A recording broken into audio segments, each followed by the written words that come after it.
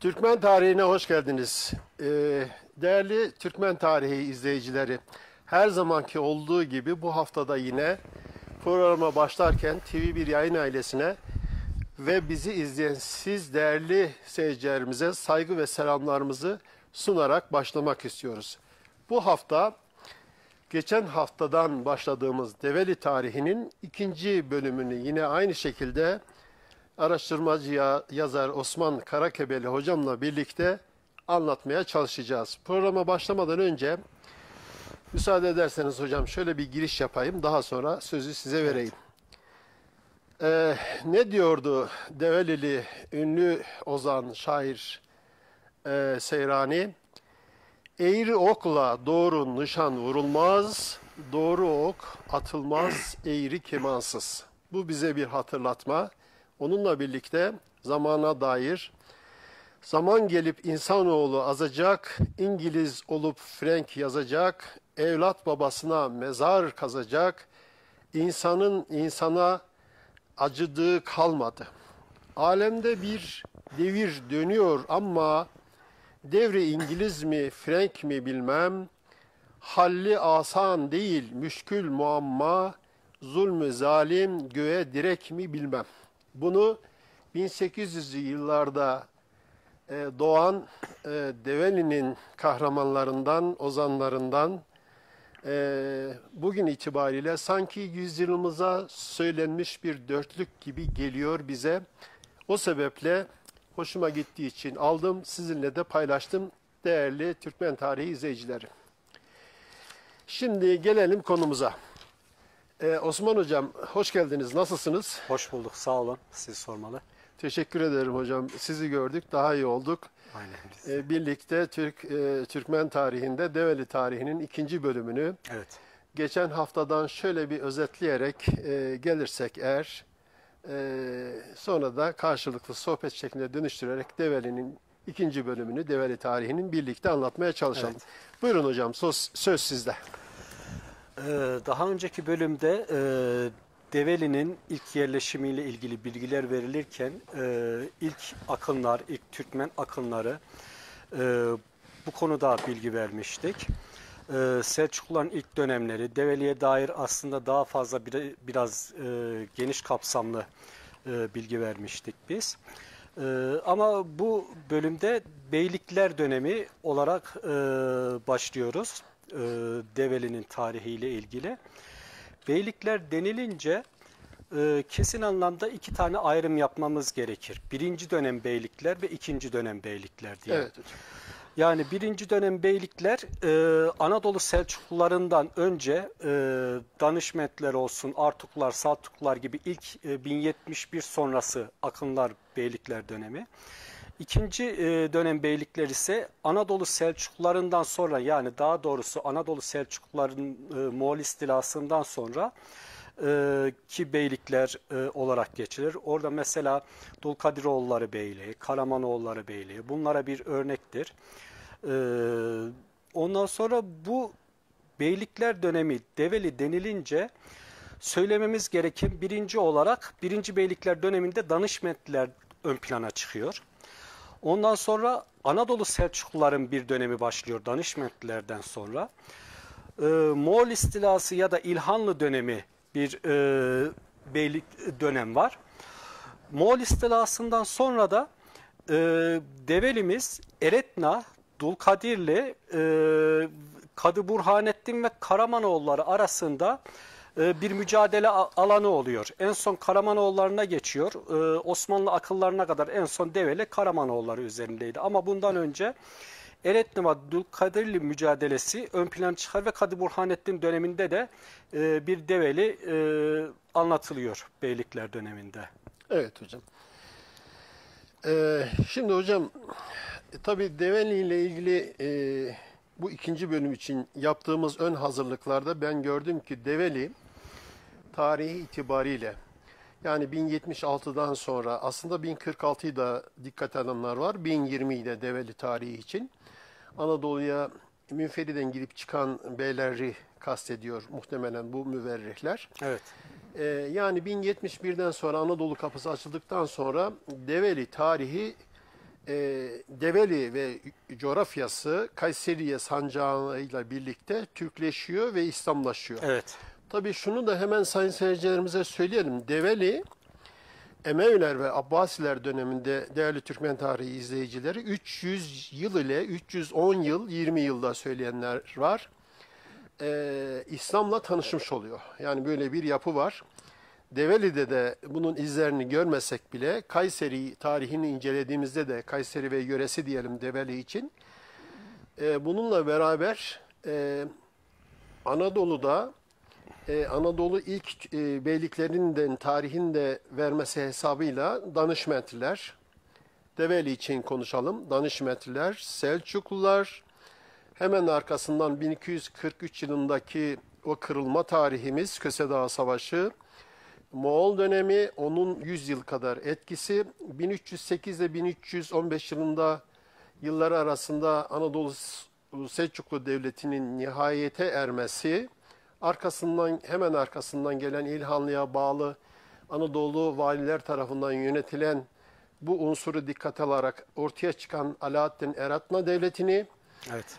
bölgeye Karaman devletinin etkilerini, beyliğinin veya Karamanlı beyliğinin diyelim, Karamanoğullarının yani daha sonra bölgede çok güçlü bir devlet yapısı oluşturan Dulkadirli'yi düşündüğümüzde tabii 1400'lü yıllardan sonra 1469 yılından sonra Fatih Sultan Mehmet'in etkisini de düşündüğümüzde kısaca kronolojik olarak özetlediğimiz bu tarihler Develi'nin paylaşılamayan bir yurt olduğunu, Tabii ki. bu tarihler yani Türk İslam tarihini biz özetledik. Bundan önceki Anadolu medeniyetlerinin bıraktığı izleri dikkate aldığımızda kadim yapıları, yeraltı şehirlerini, kaleleri, surları, müstahdem yapıları, geçiş yolu olması hesabıyla bir dönem Derbent olarak kullanılmıştır, görülmüştür veya Develi Kalesi'ni, Karahisar yapısını,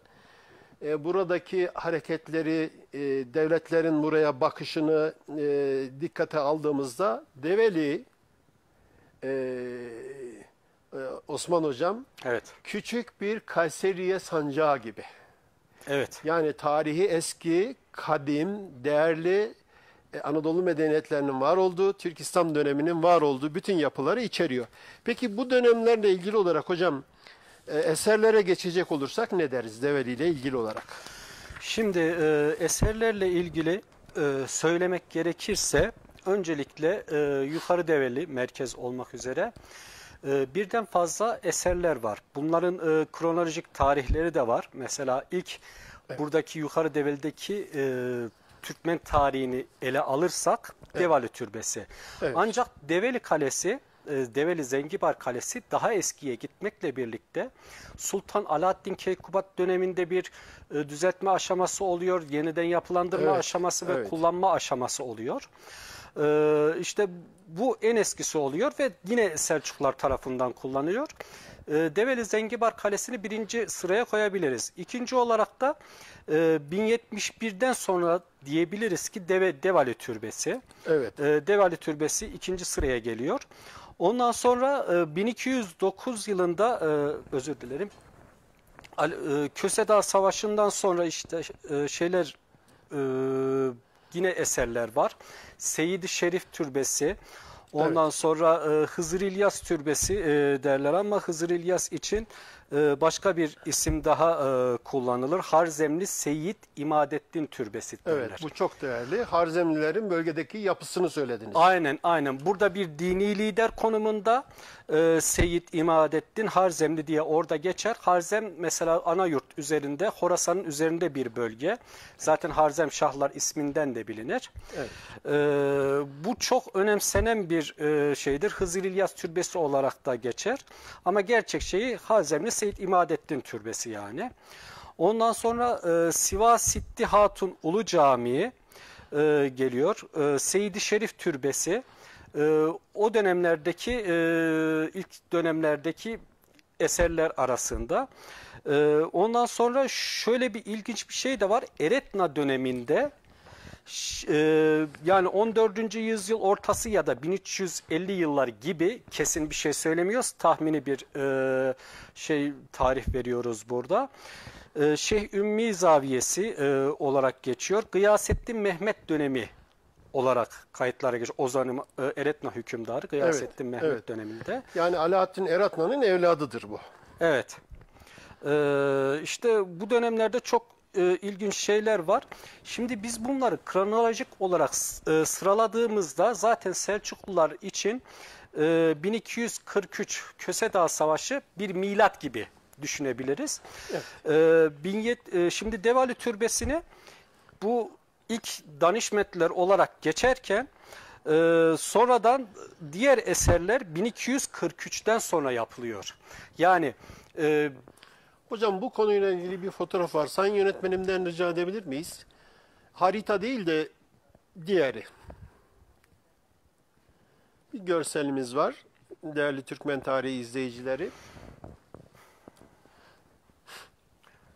Siz buyurun hocam. evet, ben devam edeyim. Şimdi 1243 döneminden sonra Anadolu Selçukluları aynı zamanda Moğol İlhanlılara bağlı olan bağımlı bir yapıydı, yönetimde.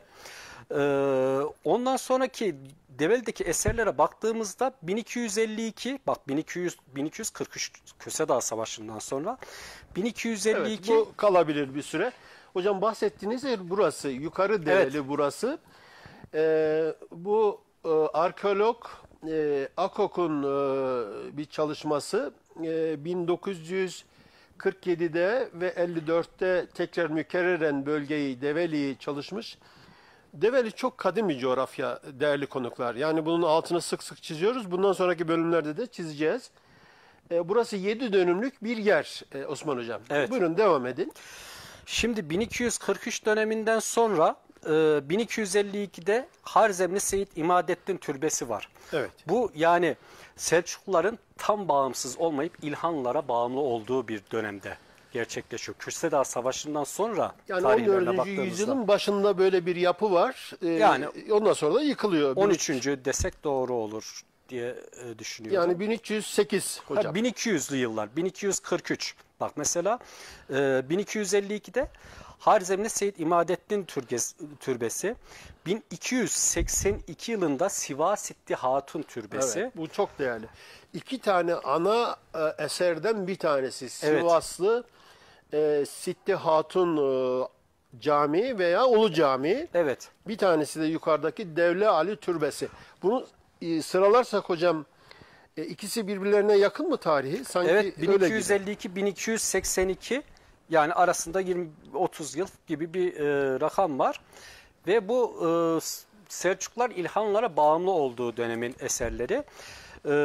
Ve aynı zamanda 1295 yılında, bak Osmanlılar 1299'da kuruldu.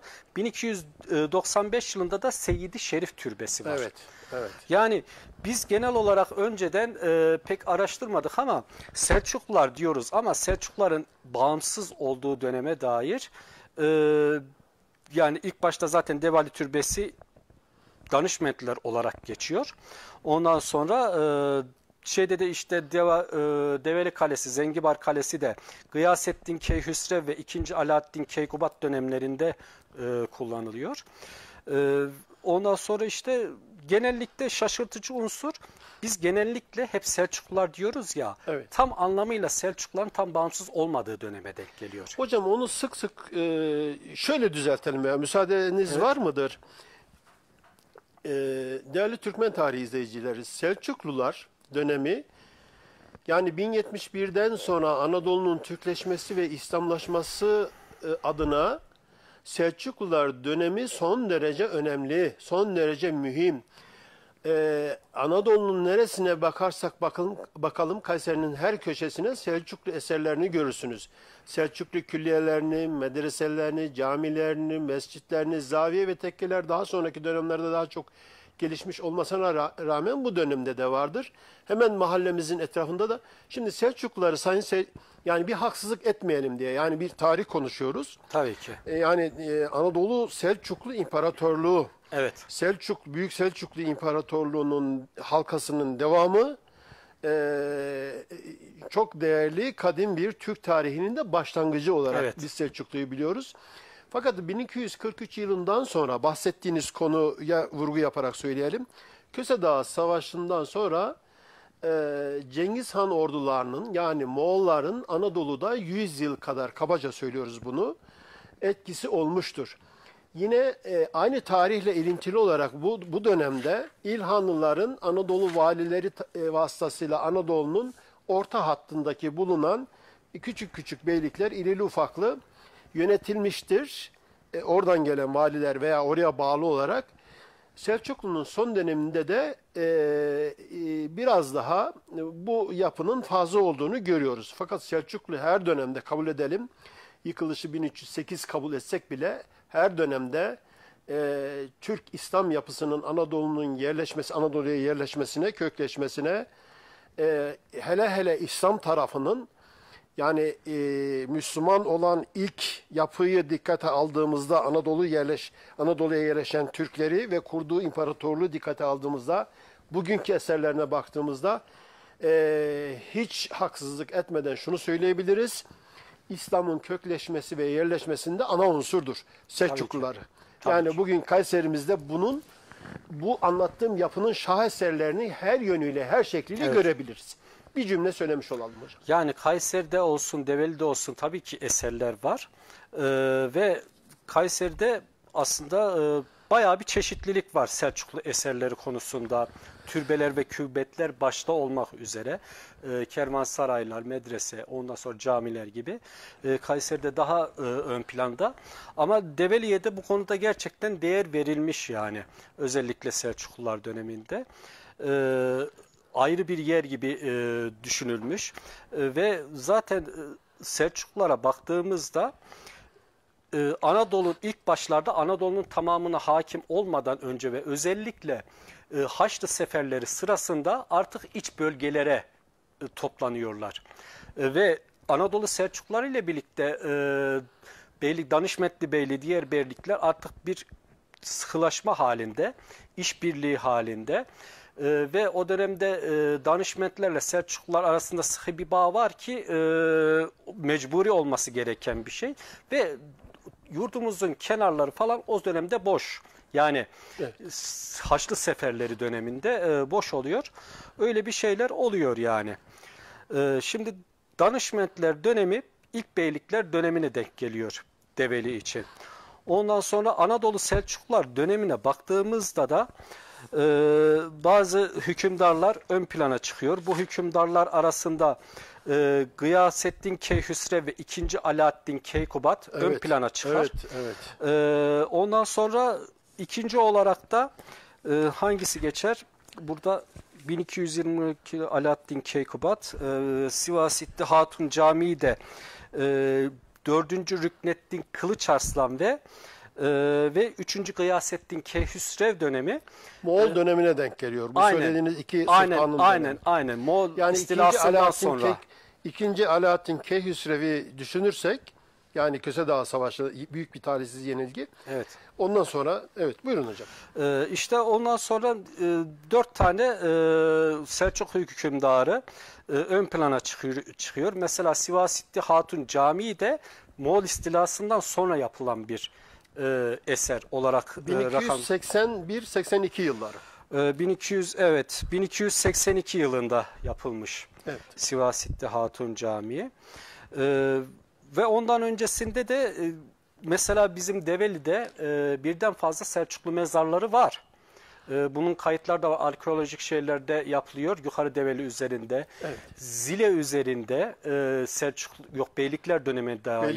Beylikler dönemine Zile, dair. Rum iskanını yansıtıyor biliyorsunuz. Tabii ki Rum derken orada genellikle ne olarak geçiyor? Hristiyan unsurlar ön plana çıkıyor ama tamamen değil. Çoğunluk olarak Hristiyanlar. Orada da bir Türkmenlerin varlığı söz konusu.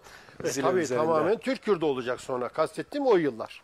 Evet, tamamen oluyor ama ve Osmanlı döneminde bile Zile'de Rumların yaşadığı ve Türklerle birlikte yaşadığı. Yakın zamana kadar. Evet. Hocam şuraya bir vurgu yapalım müsaade ederseniz.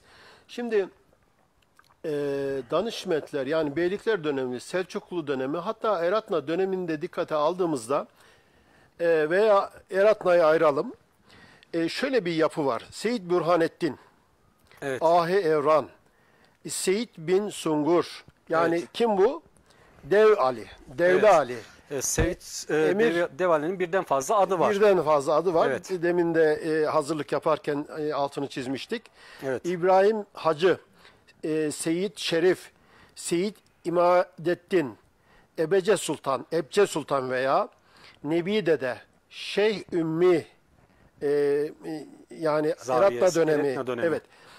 Sayayım bu listeyi müsaade ederseniz. Evet. Şemut El Gazi, Şeyh Turasan, Omuzu Gürzü, Şeyh Şaban, Miktat Dede, Halil Dede, Akçakoca Sultan, Bahadır Bayram Gazi, Pehlivan Gazi, Helvacı Dede, Şeyh Seyfullah, Ebu İshak Alemdari, Şeyh Seyyid Halil bin El Haç Danışment. Evet. Şimdi bunların tamamı bu mümbit topraklardan çıkan Evet. hem Alp hem de Eren. Bunun iki yönü önemli hocam. Bir tanesi Anadolu Türkleşmesi ve İslamlaşması dediğimizde iki kelime, iki literatüre yani bu literatüre geçen veya geçmesini hak eden fazlasıyla Alplik ve Erenlik yapısı. Tabii ki. Yani Anadolu Türkleşti ve İslamlaştı dediğimiz andan itibaren bu yapıyı dikkate almalıyız. Bu yapıların arkasından çıkan neler var? Bu bölgede camiler, Evet. bahsettiğiniz Ulu Cami, Sivası Hatun, Sitte Hatun Sivas Camii, Sitte. Danışmentli dönemine de denk gelebilir. Çünkü 1071'i baz alıp 1076 Danışmentli Beyliğini Sivas bölgesinde kuran Danışmet Ahmet Gazi tekrar buraya geliyor. Kayseri'ye geliyor. Ve ne zaman? 1078, 1083, 1085 yılları evladıyla birlikte. Biliyorsunuz Gümüştegin bugünkü Kayseri'nin Bünyan ilçesinde meftun. Evet. Adıyla birlikte burada meftun olduğunu biliyoruz. Yani Danışmentli beyleri veya ihtimal ki diyelim şehzadesi. Şimdi bu tarihi düşündüğümüzde ilmek ilmek Anadolu'nun Türkleştiğini ve İslamlaştığını görüyoruz. Özellikle Develi bunun zirvesinde. Tabii ki çok türbe var. Birden fazla türbe. Saygıdeğer Develi Türkmenleri, Türkmen beyleri bunu çok iyi bilmemiz gerekiyor. Altını da çizmemiz gerekiyor. Develi'yi detaylıca araştırdıkça çok değerli ve çok güzel, çok kadim bir tarihi elde etmekle birlikte çok güzel bilgilere ulaşıyoruz. Develi, bu söylediğimiz tüm beylikler, imparatorluklar ve devletler döneminde önemini kaybetmemiş. Hem coğrafyası itibariyle yani Erciyes'in kuzeyinde Develi Ovası'nda doğu ve batı hattına doğru uzanan bir yapında Toroslardan Akdeniz'e yani Çukurova'ya inen kadim bir Bakırdağ geçidini, değil mi hocam? Buradan Evet. bir geçit var. Burada hem bir göç yolu hem de ticaret yoludur burası. Tabii ki. Develi hattından Zamantı üzerinden giden Halep ticaretini Develi ve Kayseri'ye bağlayan, özellikle dünyanın ilk açık pazar yeri olması hesabıyla Kayseri ve Pazarören coğrafyasını düşündüğümüzde, Kaniş Karum'u bununla ilinti kurup söylediğimizde Develi'nin önemi bir kat daha öne çıkıyor. Bir şey daha söyleyeyim müsaade ederseniz. Değerli araştırmacıların bir kısmı Develi'nin tarihini milattan önce 2000-2500 yılında. Hayır efendim, bu eksik kalır. Neden? Çünkü bölgede Kaniş Karun var. Bahsettiğim ticari yollar ve göç yollarının o orduların seyri sefer eylediği yolların geçiş noktası Develi. Yani şöyle düşünebilir miyiz? Erciyes Dağı'nın tarihini anlatırken, Kaniş Karum'u anlatırken milattan önce 4000, 4500, 5000 yıllara getirdiğimizde Develi'nin bundan ağrı olduğunu düşünebilir miyiz? Bence eksiklik olur. Şahsi kanaatimi söylüyorum. Develi'nin buradan başlayarak kadim bir tarihi var. Böldüm hocam, buyurun. Evet, şimdi daha önce de bahsettiğimiz gibi Develi'nin adıyla ilgili bir konu açılmıştı ya. Evet hocam. Burada Develioğulları zaten ön plana çıkıyor ve araştırılması gereken konular da var yani bu konuda. Şimdi ben mesela bu Yahya'da Yahya Ali türbesine baktığımız zaman orada bir yazıtta gerek Yahya Ali'nin olsun gerek Dev Ali'nin olsun Danışmentlere bağlı olduğu bilgisi veriliyor. Evet. Zaten burada da ne anlaşılıyor? Danışmetli eseri, Devali Türbesi, Danışmetli eseri. Ama şöyle bir şey var. Sultan Alparslan'ın ilk başta Selçuklu, 1071'den sonra Selçuklu emirlerine şey yaparken Danışmet Ahmet Kazi'ye Kayseri, Develi, Zamantı, Sivas, Amasya ve Tokat'ı fethetme görevi veriliyor. Ondan sonra başlıyor yani. Zaten Danışmet oğulları Büyük Selçukluların yıkılmasından sonra ya da dağılmasından sonra artık bir devlet haline geliyor. Evet. Yani ilk olarak Danışmetliler bu konuda önemli. Ve Devali Türbesi'ndeki yazıda baktığımızda da bir farklı atlarla da karşılaşıyoruz. Orada Sayın yönetmenim, haritayı alabiliriz. sizin de dediğiniz gibi Seyit Emir, Devle Ali, Said bin Sungur, Şeyh Emir ya da Büyük Emir anlamında birden fazla ismi var yani Devali'nin. Bu konuda dikkat çekilmesi de önemli yani. Ama ben şunu düşünüyorum, benim şahsi düşüncem bu Develi Obası Devali'den de önce var olmuş bir oba olduğunu düşünüyorum yani. Hocam oraya bir vurgu yapalım isterseniz. 1500'lü yıllardan sonra, hatta 1479'luk Osmanlı kayıtlarından sonra Develi aşiretinin, Develi obasının bölgede var olduğunu biliyoruz. Evet. Şimdi 1501, 1529, 39, 1575, 1584, 1576 yıllarındaki Kayseri ile ilgili bunların bir kısmı idari taksimatlarda söylemiştik ama önümüzdeki hafta Develi coğrafyasına iskan olan tüm aşiretleri, kabileleri, iskan tarihini ayrı bir bölüm vereceğiz. Ama bununla ilintili olarak söz açıldığı için hemen söyleyelim. Develioğlu aşireti, Develili, Develi obası muhtemelen Develioğlu'nu Kınık boyundan bazı araştırmacılar, Evet, öyle bir bilgi veriliyor. Kınık, yani Oğuz'un iki tane kolu var biliyorsunuz, sağ ve sol kolu. Bozok Sağ var, üç kola ok var. bozok, sol kola üç ok diyoruz. Kınık üç oka bağlı. Anadolu'da pek çok devlet kuran, Anadolu Selçuklu Devleti'nde kuran Selçuk Bey'in ailesi, hanedanı, hanedan üyelerinin bağlı olmuş olduğu Oğuz kollarına biz Kınık boyu, Kınık diyoruz, Kınık boyu. Kınık'ın içerisinde pek çok alt cemaat, aşiret, grup ve obalar var. Yani yüzlerce var. İşte onlardan bir tanesi ihtimaldir ki Danışmet Gazi Alparslan'ın dayısı olduğuna göre Develioğlu obası Kınık boyuna bağlanan bazı araştırmacılar böyle söylediği için söylemiş oluyorum. İhtimaldir ki diyorum. Kesinleşmiş bir yapı değil bu. Çünkü 1000 yıllık, 800 yıllık, 100 yıllık tarihten bahsediyoruz. Belge gerekir. Belge de biliyorsunuz söylediğim 1479 yılı tarihinden sonra var. Develioğlu adını ilk defa 1501'de var, 1529'da var. Tekrara düşmeyin.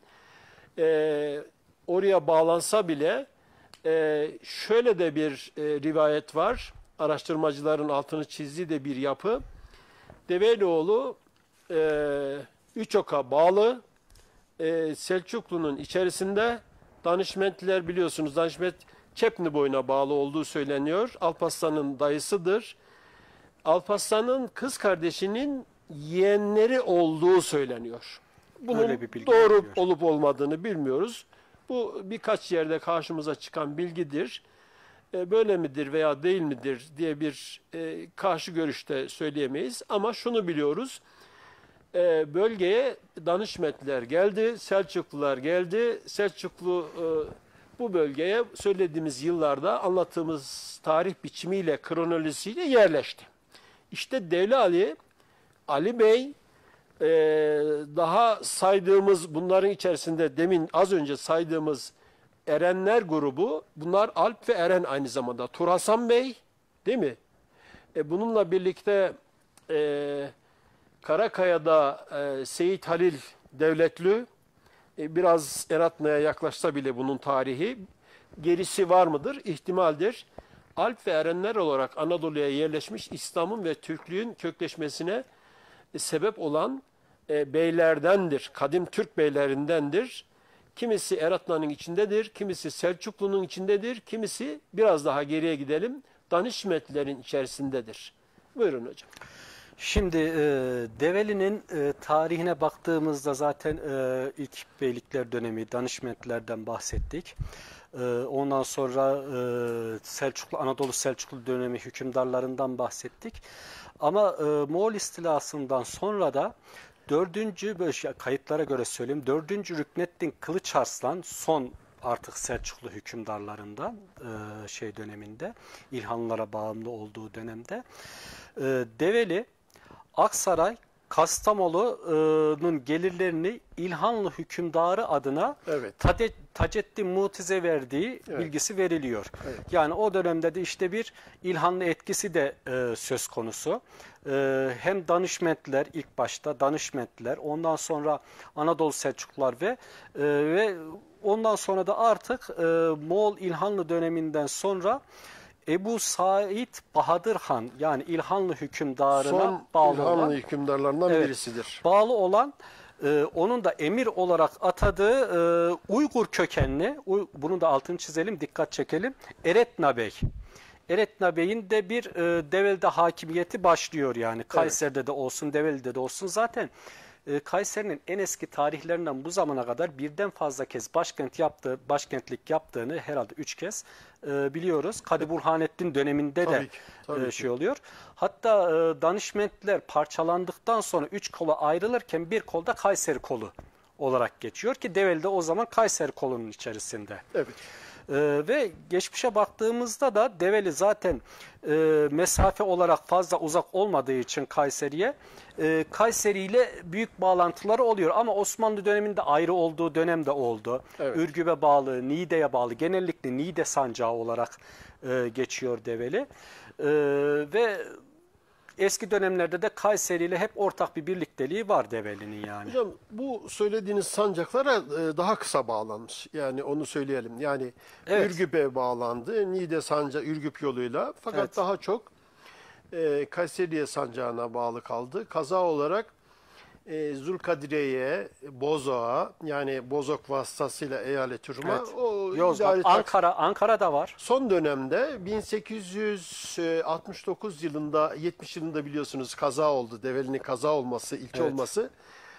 Buradaki idari taksimatlandırma, yani salnamelerle idari taksimatlandırmalar Osmanlı'nın son dönemlerinde çok hızlı değişime uğramıştı. Bu değişimlerde bu söylediğimiz tarihten itibaren Develi kazası da bu söylediğimiz yani 1892 yılına kadar, biz 93 yılına kadar veya yeni bir tahrirata kadar ayrı kalıyor. Ankara sancağına bağlı kalıyor. O zaman Bozok'un bir kısmı da Ankara sancağına dahil ediliyor. Bir kısmı Sivas sancağına dahil ediliyor. Yani bu idari taksimatlandırmayla ilgili. Ya o zaten Devlet-i Aliye dönemiyle ilgili. Son dönemler. Zaten Devlet-i Aliye dönemi Develi deyince başlı başına daha fazla kaynaklar var, daha fazla verilecek bilgiler var, daha detaylı bilgiler var. O da tam bir belki bir programa bile sığmaz yani Osmanlı dönemi Develisi. Evet. Sayın yönetmenim, diğer haritayı alabilir miyiz? Buyurun hocam, siz devam edin. Ondan sonra bu mesele Develi'deki beylikler dönemi olunca şunu söylemek gerekir. Eretna Beyliği, ondan sonra Kadı Burhanettin ve Dulkadirliler dönemi ilk olarak bir mücadele sahası.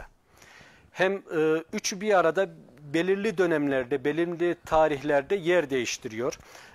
Eretna Beyliği'nde de kaldığı oluyor. Dulkadirlilere bağlı olduğu dönemde oluyor. Kadı Burhanettin dönemleri de oluyor yani.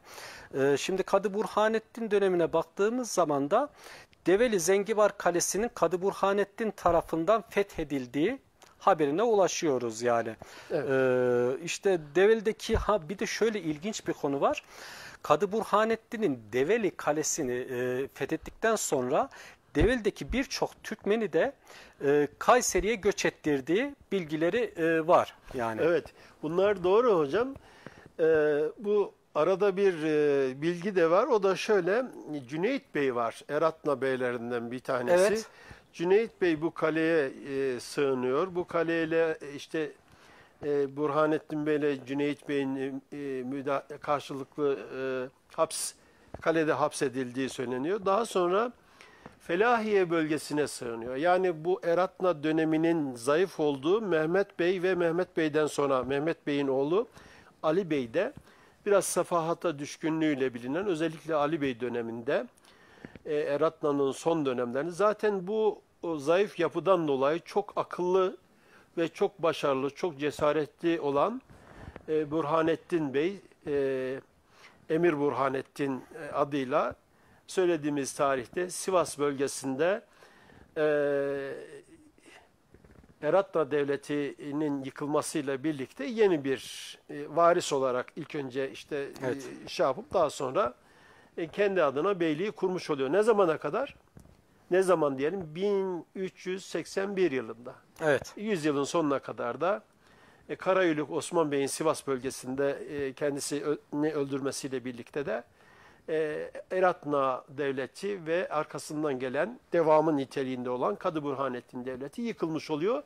Ama Develi bölgesindeki eserler bugüne kadar geliyor. Tabii ki. Tabii ki. Şimdi bu yukarı Develi'deki taht mücadelesi üzerinde bir de Sevli Bey var. Evet. Dulkadirlilere bağlı. Evet. Bu da Kadı Burhanettin'e karşı Cüneyt ile işbirliğine giriştiği bilgisi veriliyor ve ayrıyeten Dulkadirli ulusları içerisinde Develi'de Selvi Bey'in soyundan gelenlere dair bir bilgi de veriyor. Sülübek Obası falan diye geçiyor orada. Evet. Süleymanlı, ben ilave yapayım. Özür dilerim. Siz lütfen unutmayın. Süleymanlı, Develi'deki Süleymanlı Obası Evereğin içerisindedir.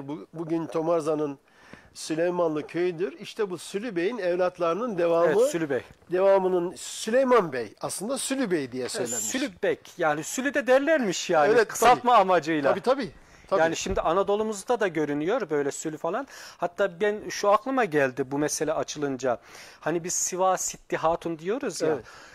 O Siva bayanın ismi ama Sitti şu an bile günümüzde kullanılan hala ya da böyle 60 yaşını geçkin bayanlara saygı anlamında Sitti derlermiş yani. Sitti kelimesi oradan geliyor. Demek ki bu kelimenin şeyi de çok eskiye dayanıyor yani. Tabii ki. Bu kelimelerden açıldığında. Ondan sonra işte bu Kadı Burhanettin dönemi, ondan sonra Dulkadirli dönemi ve şeyle ilgili Eretna dönemiyle ilgili mücadeleler yaşanıyor işte. Ve Dulkadirlilerle ilgili de Nasrettin Mehmet Bey'in adı geçiyor Develi'de. Nasurettin Mehmet Evet, Bey. Nasurettin Mehmet Bey'in adı geçiyor. O adı geçerken de Ortaköy, sanırım Nevşehir'e giriyor orası. Ürgüp ve Develi'nin Dulkadirlilere bağlı olduğu, Karamanoğullarından önce Dulkadirlilere bağlı olduğu bilgisi veriliyor yani. Hocam Dulkadirli özel çalıştığım için söyleyelim. Develi bölgesinde hükümranlığı var. Aralıklarla var. Yani Aralıklarla Karamanoğullarla zaten. var. Aslında bu dönemin devletlerinin güçlü olmasıyla doğru orantılı. Yani Dulkadirli'nin güçlü olduğu dönemde Dulkadirli çok akıllı işler yürütüyor. Yani 200 yıl bölgeyi yönetiyor, 400 yıl etkisi oluyor. Çok sık söylediğimiz bir. Evet. Özellikle bölge, biz görüyoruz ki Develi coğrafyası ve Develi yöresinin büyük bir kısmı Dulkadirli halklarının iskanlarıyla, Türkmenleri, Dulkadirli ulusu diye geçiyor. Dulkadirli ulusu diye geçiyor. İz bırakmış sonradan. aslında 1522'de tamamen Osmanlı tarafından ilhak edilen güçlü bir beylik. Osmanlı'ya da 5 veya 6 tane Sultan Hatun gönderen bir beylik. Çok Evet. akıllı da bir beylik. Siyasi yönü de var bunların. Konuyu dağıtmadan söyleyelim, işte o dönemlerde Süleyman Bey, Halil Bey'den sonra aslında, yani 1368 yılından sonra bölgeye etkisi var. Özellikle Kayseri'ye de var. Mehmet Bey'in Kayseri Kalesi'ni, Kayseri'yi aldığını, Kayseri Kalesi'ni tamir ettirdiğini, köşk medresede meftun olduğunu, diğer evlatlarının ve diğer yapılarının da burada meftun olduğunu söyleyelim. Köşk neresi? Bugün Kayseri'nin, Gültepe'nin ilerisinde, Gültepe dediğimiz bölgede meftun olan bir mahalle. Bu mahallede de bir medrese var. Köşk medresesi. Kendi adıyla Mehmet Bey'in yaptırmış olduğu bir Hatice Sultan var. Eşi de orada. Konu uzun. Burhanettin Bey'in, Emir Burhanettin Bey'in kızıyla da evli. Evet. O zaman yani Burhanettin döneminde, Emir Burhanettin Devleti döneminde Dulkadirlilerin ve Osmanlıların yakın ilişkileri var. Daha çok bu iki devlet arasında siyasi evlilikler var. Hem kızını almış hem kızını vermiş. Evet. Siyasi evlilikler diyoruz.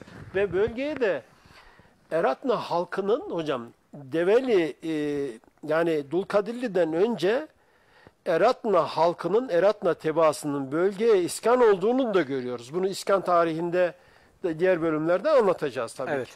Şimdi Dulkadirlilerle siz bahsettiniz ya buradan. Dulkadirlilerle Osmanlılar arasında hem mücadele olmuş hem işbirliği de olmuş, ortaklık da olmuş. İkisi bir arada yürürken zaten Osmanlı tarafından Develi ilk ele geçirildiğinde ilk atanan Sancak Bey'in Dulkadiroğullarından Şahsuvar Bey olduğu bilgisi verilir. Evet. Bir de Beylikler döneminde bundan sonra Karamanoğulları dönemi de başlıyor. Ama en son artık Karamanoğulları bu mücadeleye, hani Develi üzerinde Beylikler döneminde dedik ya, Karesioğulları, Eretna, Dulkadir derken dördüncü olarak da Karamanoğulları da geçiyor. Ortak bir coğrafya içerisinde dört beylikte ya da Eretna ve Kadı Burhanettin devlet sayarsak bir mücadele alanı geçiyor. Ve Karamanoğullarına da baktığımızda Develi için 1375 yılında Karamanoğullarının bir Kayseri seferi var. Ve Kayseri'ye kadar da ilerliyor. Geri alınıyor, geri veriliyor. Böyle bir durum var Karamanoğulları ile ilgili. Mücadele alanı haline Tabii gelmiş. ki mücadele Kayseri alanı. ve Develi coğrafyası. Bu şundan hocam, bu kadim coğrafya önemli bir coğrafya. Özellikle Kayseri coğrafyası ve hemen güneyindeki Develi coğrafyası. Tabii Erciyes Sağı'nı da dikkate almak gerekiyor. Burası Türkmenler için mümbit bir yaylak. Evet. Yani devletler için bereketli topraklar. Hem ticaretin yoğunlaştığı, adeta ticaretin merkezi haline gelen, önceki tarihinde düşündüğümüzde, o günkü tarihinde düşündüğümüzde medeniyetlerin beşiği. Evet. Öyle diyebiliriz. Yani önemi, jeostratejik önemi, ticari Tabii önemi ki. sebebiyle. Şimdi biz Kayseri olsun, Develi olsun, İç Anadolu'nun sınırlarına baktığımızda günümüz İç Anadolu'nun, Kayseri, Akdeniz ve Doğu Anadolu arasında köşede bir yerde. Akdeniz'e de yakın. Yani Adana'yla bir komşuluğumuz var. Adana mesela Tufanbeyli, Saimeyli fethederken Selçuklular döneminde orada da bir Kilikya Krallığı oluyor. Evet. Orada zaten Alaaddin Keykubat ve Gıyasettin Keyhüsrev döneminde Develi üzerinden Ermeni Kilikya Krallığı'na karşı bir seferler de düzenleniyor. Tarihe baktığımızda. Ve Akdeniz sınırı, Akdeniz ile İç Anadolu arasında sınır bölge. Çünkü bizim güneyimizde de Toroslar var, Akdeniz'de de Toroslar var. Evet. Develi'den baktığınızda Toroslar görünüyor. Toros dediğimiz zaman da küçük bir hatırlatma yapayım. Toros adı da Ermeni Kilikya krallarından İsminden birisinin kalan, adı. evet. Türkçe bir ad değil. Evet. Onu da kısaca bir sıkıştıralım dedik yani.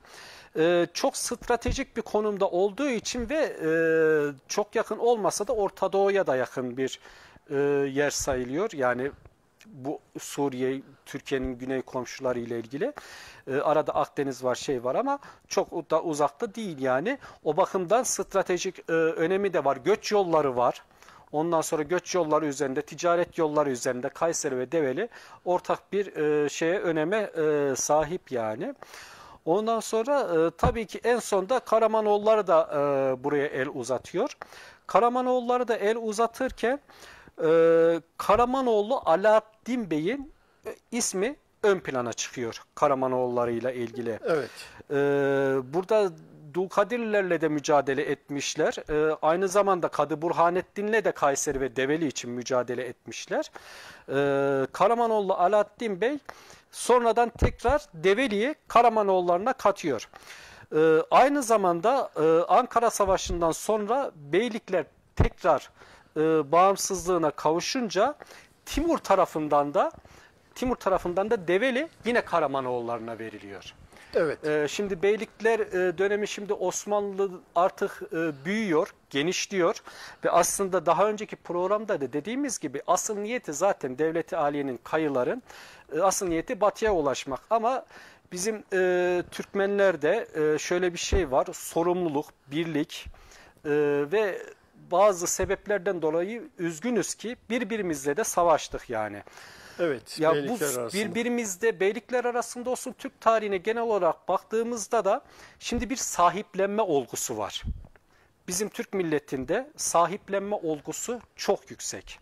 Ondan sonra toplumsal ve siyasal sorumluluk var. Çünkü senin bir siyasal sınırların var. Evet. Ondan sonra sorumlu olduğun bir toplum var. Onların da çıkarları var. Sınırlar belirlenmiş. Ama her zaman Türkler birlik ve beraberliği bir hayal olup görürken büyük bir amaç için birbiriyle de mücadele ediyor. Mesela devlet olsun, taht olsun, Selçuklular döneminde özellikle yapılınca böyle birbiriyle mücadele ederken de üzücü şeylerle karşılaşıyoruz yani. Hocam, Develi ismiyle ilgili kısa bir değerlendirmeniz olsun lütfen.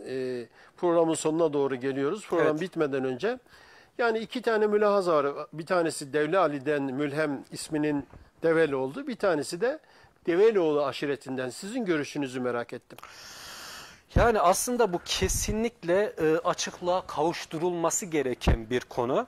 Birden fazla da yerde söyleniyor. Yani hem Devali ile alakalı. Devali'nin de zaten birden fazla adını sayarken Türkçe olarak da Said bin Sungur. Sungur Evet. ismi Öztürkçe. Evet. O da geçiyor.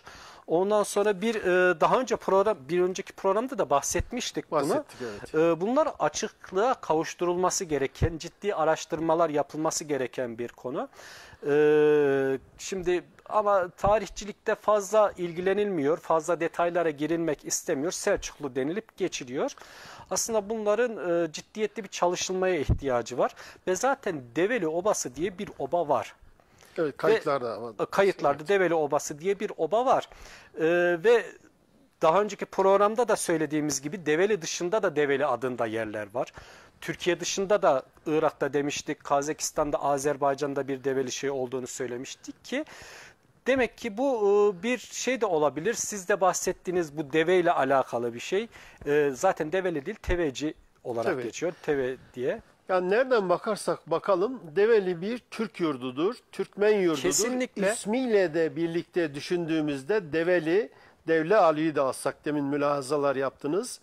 Develioğlu obasının yerleştiğini ve ismini verdiğini de dikkate alsak, her ikisinde doğru olduğunu varsayarsak yanlış olmayacak. Evet. Türkmen yurdu olduğunu söylersek, altını çizersek bu Müslüman Oğuz. Oğuz, dersek daha özellikle açıklayıcı Oğuz, olur. Evet. Eratna biliyorsunuz, o da Uygur yapısını ifade ediyor bir Tabii tarafıyla. Sonradan gelen Türk bölüklerinde bu bölgeye, Eratna'nın içerisinde Özbek, Kazak ve Tatar yapılarının, özellikle Tatar yapılarının coğrafyada olduğunu Eratna sebebiyle söyleyelim. Hocam 1900'lere geldiğimizde Develi'de 8876 hane, 735 dükkan, 4 mağaza, bir hükümet konağı, bir depo, 2 kahvehane, 29 fırın, 2 han, 1 hamam, 3 medrese, Develi için bahsediyoruz bunu. 76 cami, 25 mescit, 4 zaviye, 1 mektebi rüşti, 73 mektebi iptidai, kiliseyi ve manastırı söylemeyeceğim müsaade ederseniz, 53 değirmen, 1 çiftlik, 2235 ambar ve Develi'de üretilen şair, çavdar, burçak, nohut, bunlar buğday ve arpaya verilen isimlerdir. Diğer burçak, nohut, mercimek. Yani aynı zamanda Develi Ovası bir üretim merkezi, tarım üretim merkezi, kadim Türk coğrafyası, tarımsal üretim merkezi Develi Ovası'nın Türk tarihini, kadim Türk tarihinin altını çizmiş olduk. Değerli Türkmen tarihi izleyicileri, bu arada gördüğümüz Kayseri Sancağı'nın haritasıdır. Önümüzdeki haftada alt bölümde, özellikle haritanın altında ki coğrafya Develi yöresi, Develi kazasının iskan olduğu bölgelerdir. Alt kısmına doğru. Bunu önümüzdeki haftalarda biraz daha detaylandıracağız. Hocam, programımızı bitirirken son sözünüzü alayım. Aslında sizin dediğiniz gibi Develi bir Türkmen yurdu, bir Müslüman Oğuz yurdu. Tabii ki burada başka azınlıklı Rumlar, Ermeniler gibi azınlıkların varlığını şey yaparsak bir çoğunluk olarak birden fazla kabile var. Kınık boyundan olsun, ondan sonra Avşarların da bir dönemden sonra akınlarla geldiği bir dönem var. Ondan sonra Türkmenlerden birden fazla boy gelmiş yani. Dulkadirli ulusu içerisinde var. Ondan sonra Bozulus içerisinde de var. Evet. Gelen Türkmenlerden. Ve Yahyalı Obası bile Develi şeyi olarak geçiyor yani. Bir dönem için Yahyalı da Develi'ye bağlıydı. Yani ikisi birbirinden ayrı değil. Evet, Osmanlı döneminde zaten Develi'nin sınırları Aladağlara kadar uzanıyor. Güneyimizdeki Aladağlara kadar uzanıyor. Ve Tomarza da zaten 1950'lere kadar Cumhuriyet'in ilk döneminde bile Develi'ye bağlı bir şey. Bunu Abdullah Hayata hocamız da bahsediyor. Bilirsiniz Abdullah Hayata hocamızı. Yani o zaman da Everek olarak da geçiyor aynı zamanda. Yalnız ben şunu hatırlatmak isterim. Develi denilince özellikle Selçukluların bir etkisi var ya. Evet. Yukarı Develi merkez diyoruz ya. Benim buradan bir ricam ve hayalim vardı geçmişte olan. Evet. Şimdi Develi Türbesi'nin yakınında boş bir arazi var. Buraya Selçuklular adına bir anıt, bir park yapılması, Türk mitolojik semboller, mesela çift başlı kartal, böyle bir şey olması bizim için, Develi'de insanı için olması gereken şeyler. Develimizde bir Selçuklulara dair park var ama asıl olması gereken yer bence yukarı Develi. Evet. Ve Selçuklularla ilgili bir şeyler yapılmalı diye düşünüyorum yani. Hocam, teşekkür ediyorum. Değerli Türkmen tarihi izleyicileri, programımızın sonuna geldik. Bizi izlediğiniz için teşekkür ediyoruz. Haftaya yine Develi 3 ile devam edeceğiz. Özellikle 3 ve 4'te iskanları. Daha sonraki zamanlarda eğer zamanımız yeterse Develi'yi toparlayamazsak konuya devam edeceğiz. Düşüncemiz 4 programda Develi'yi bitirmekti. Bizi izlediğiniz için teşekkür eder. İyi akşamlar dilerim.